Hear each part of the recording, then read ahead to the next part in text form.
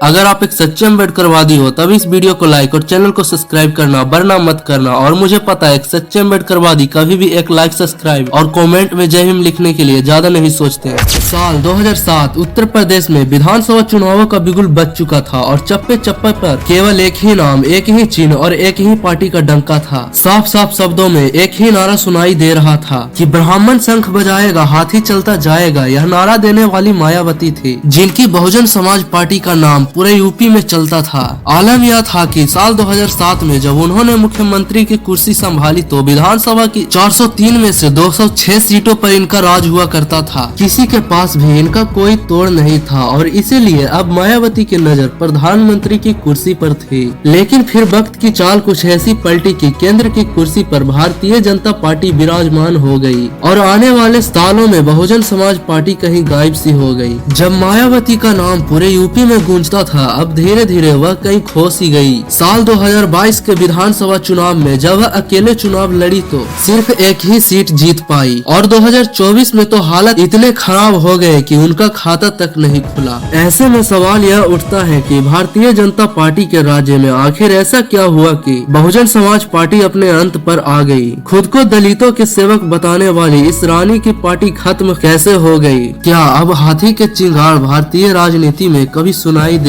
तो चलिए ले चलते हैं आपको इस गंभीर सवाल के शुरुआत में। साल था 15 जनवरी 1956। जगह दिल्ली का लेडी हार्डिंग अस्पताल। यहाँ एक लड़की का जन्म हुआ। 15 दिन बाद छोटी सी बच्ची की माँ एक साधु के पास गई और पूछा कि बड़े होकर यह बच्ची क्या बनेगी। इस सवाल पर साधु ने भविष्यवाणी करते हुए कहा कि यह बड़ी होकर देश की एक मजबूत नेता बनेगी। यह बात माँ के लिए हैरान करने वाली जरूर थी, लेकिन अपनी बेटी के लकी चार्म पर माँ को तब विश्वास हुआ जब उसी दौरान बच्ची के पिता का प्रमोशन हुआ। माता पिता को लगा कि यह बच्ची की माया की वजह से ही हुआ है और इसीलिए उस लड़की का नाम रखा गया मायावती। बचपन से ही हटकर काम करने वाली यह बच्ची वैसे तो अफसर बनना चाहती थी, लेकिन 1975 में ग्रेजुएशन करने के बाद मायावती ने बीएड कोर्स किया। फिर लॉ करने के लिए वह दिल्ली यूनिवर्सिटी पहुंच गई। हालांकि यहाँ भी उनका मकसद संघ लोक सेवा आयोग की परीक्षा पास करके कलेक्टर बनने का था और इसीलिए टीचिंग और लॉ का कोर्स उन्होंने बैकअप के रूप में रखा था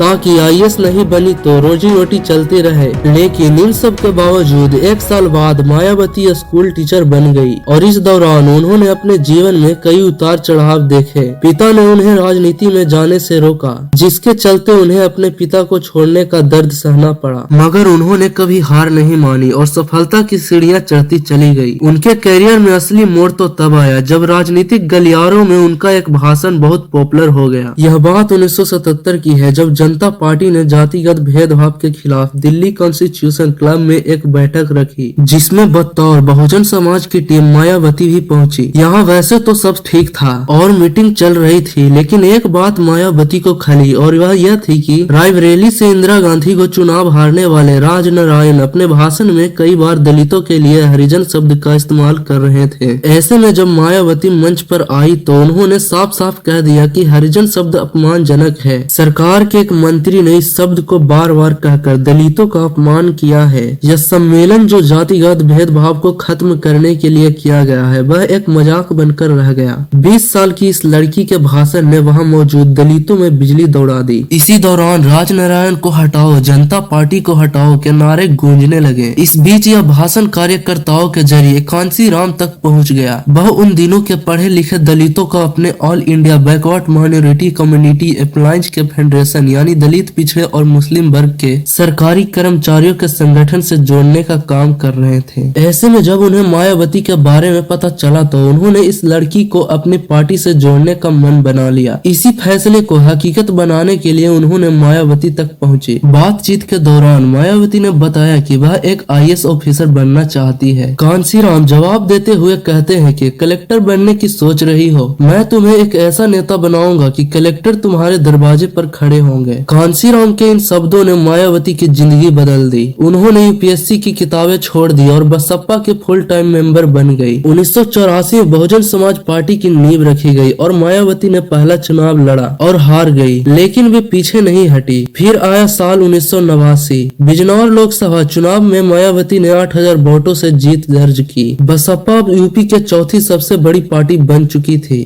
सियासत में नया गठजोड़ बना, समाजवादी पार्टी और बसपा का साथ, मगर सत्ता का खेल जल्द ही पलट गया। 2 जून 1995 में लखनऊ स्टेट गेस्ट हाउस कांड, समाजवादी पार्टी के कार्यकर्ताओं ने हमला किया, मायावती फंस गई, लेकिन भाजपा विधायक ब्रह्मन दत्त द्विवेदी ने उन्हें बचाया। यह वह दिन था जब बीजेपी और बसपा के बीच एक नया समीकरण बना। और फिर आया वो दिन जब मायावती मुख्यमंत्री बनी। 1 जून 1995 को मायावती ने मुख्यमंत्री की शपथ ली, भारत की पहली दलित महिला मुख्यमंत्री। लेकिन राजनीति की चाल हमेशा एक जैसी नहीं रहती। 2007 में ऐतिहासिक जीत के बाद मायावती ने प्रधानमंत्री बनने का सपना देखा, लेकिन 2009 में कांग्रेस के कर्ज माफी फैसले ने उन्हें वोट बैंक से सेध लगा दी। 2012 में अखिलेश यादव ने सत्ता छीन ली और मायावती का ग्राफ गिरा गया। 2014, 2017, 2022 और फिर 2024 अब हालात इतने खराब हो गए कि बसपा का खाता तक नहीं खुला। तो क्या मायावती की राजनीति खत्म हो चुकी है या क्या हाथी एक बार फिर चिंगार देगा? ये फैसला जनता के हाथ में है। आपका क्या कहना है? क्या मायावती यूपी में वापसी कर पाएंगी? कमेंट सेक्शन में अपनी राय जरूर दें। अगर आपको ये वीडियो पसंद आया तो इसे लाइक करें और अपने दोस्तों के साथ शेयर करें और चैनल को भी सब्सक्राइब करना ना भूलें।